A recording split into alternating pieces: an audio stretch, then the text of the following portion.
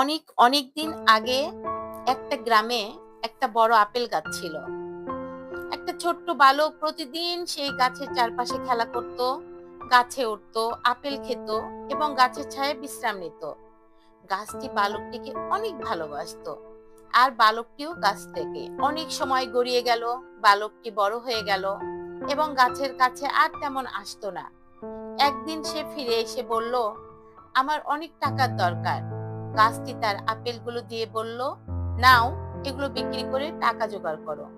বালকটি আপেল নিয়ে চলে গেল। আবার অনেক বছর পর বালকটি আবার ফিরে এলো। এবার সে একটি ঘর চাইলো। গাছটি বলল, আমার ডালগুলো কেটে নাও আর ঘর তৈরি করো। বালকটি ডালগুলো কেটে নিয়ে গেল এবং ঘর তৈরি করলো।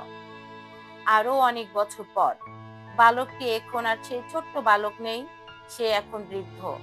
এবার এলো, সে শুধু বিশ্রাম নিতে চাইলো। এবার গাছটি বলল, আমার আর কিছুই বাকি নেই, শুধু পুরনো গুড়ি আছে, এসো বসে বিশ্রাম নাও।